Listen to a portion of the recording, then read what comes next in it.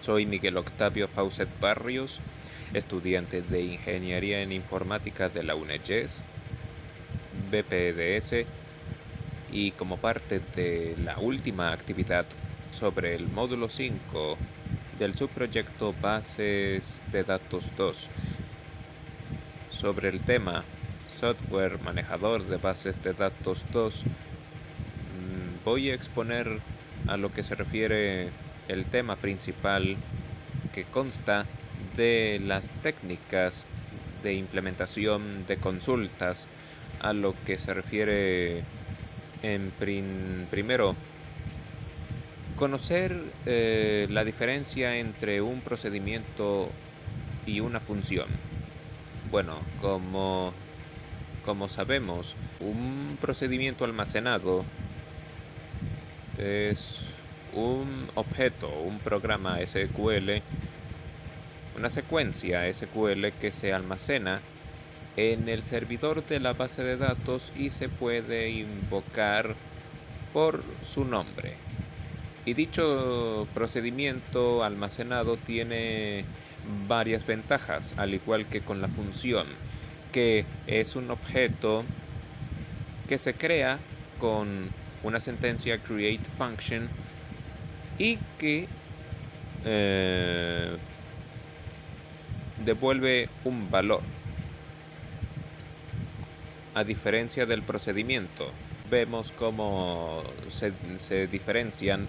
Primero, el procedimiento, que se crea con create procedure, y luego create function para la función, respectivamente, seguido del nombre de la variable, seguido de los parámetros y las características, así como termina siempre en un cuerpo de rutina.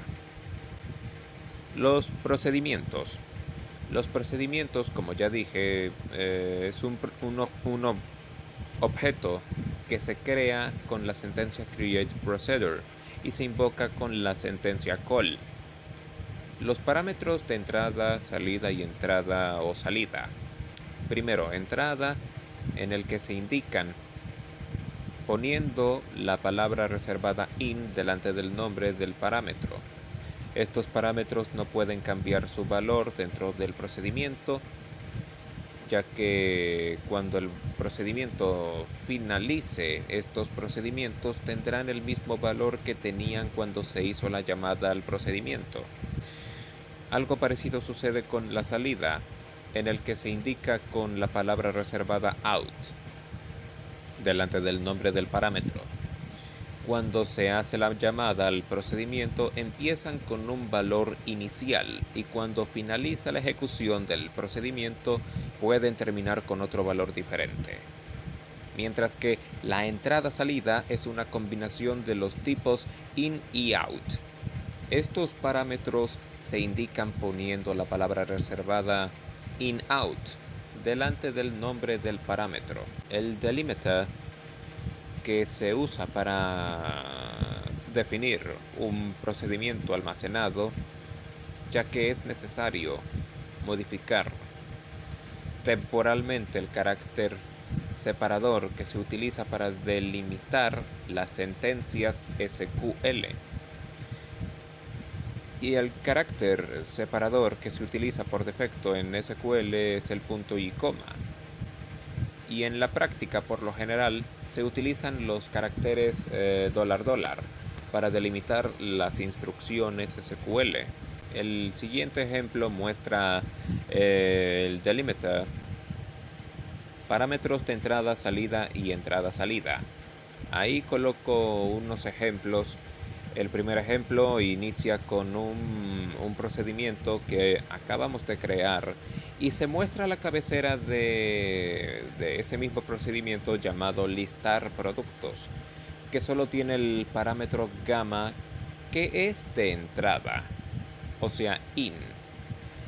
Luego tenemos el segundo ejemplo, que se muestra la cabecera de un procedimiento llamado contar productos, que tiene el parámetro gamma de entrada in y el parámetro total de salida out, como pueden ver ahí.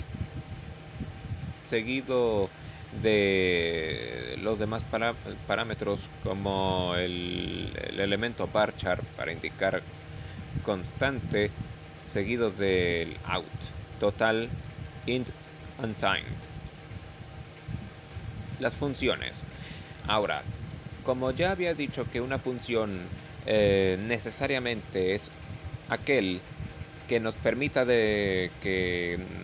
devolver un valor.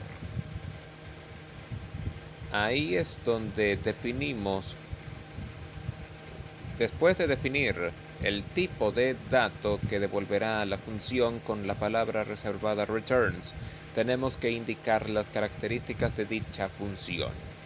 Las opciones disponibles son las siguientes: el deterministic, el not deterministic, contains SQL, no SQL, reads SQL data, modifies SQL data.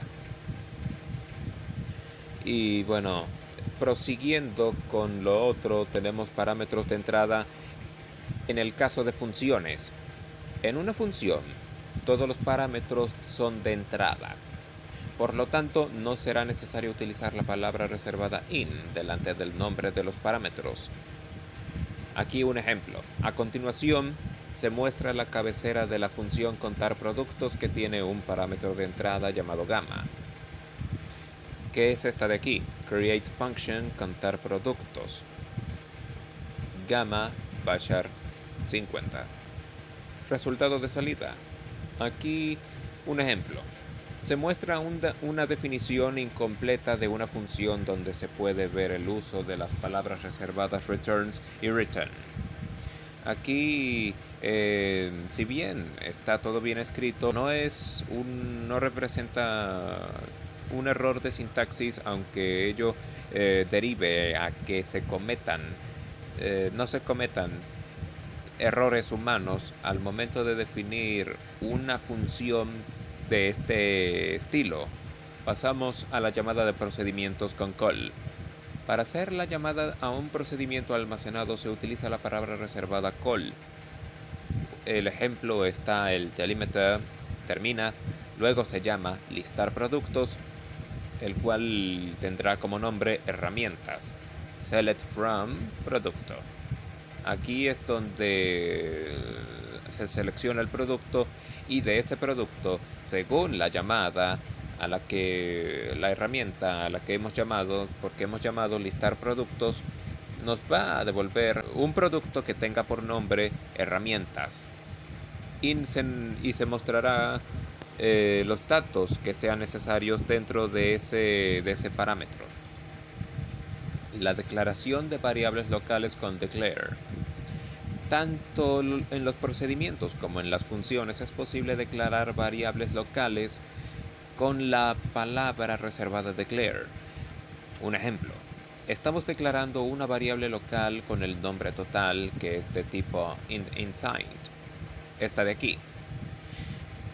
Luego, los disparadores, que constan de objetos que se crean con la sentencia create trigger y que se asocian a una tabla.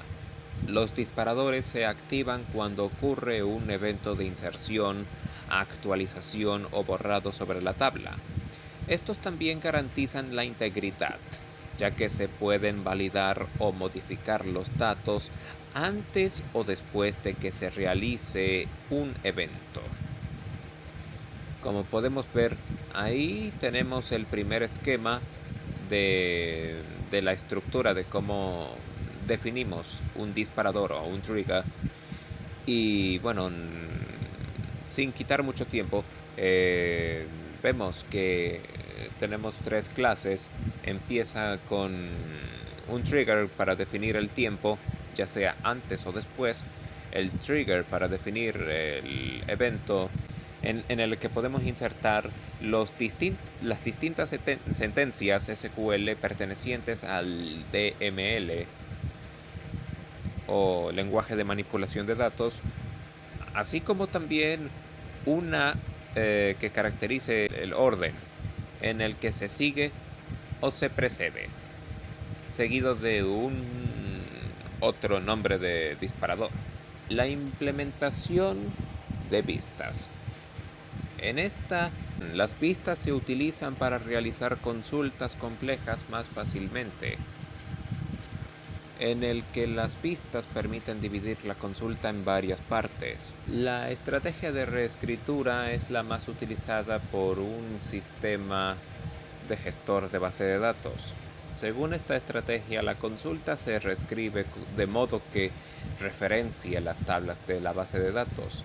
La consulta que realmente se ejecuta con esta estrategia es mucho más compleja que la que se plantea inicialmente.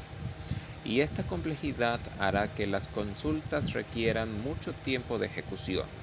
Aquí le sigue una consulta como la que presentamos a continuación, en la que seleccionamos departamento salario del Depth Summary View, where employees sea mayor a 4, de lo cual se convertirá en lo siguiente: seleccionar de Depth Name. Y bueno, básicamente esto es para consultar que cuando un trabajador de un negocio tenga un puesto de trabajo, y de ese puesto de trabajo que no sea el presidente o el manager.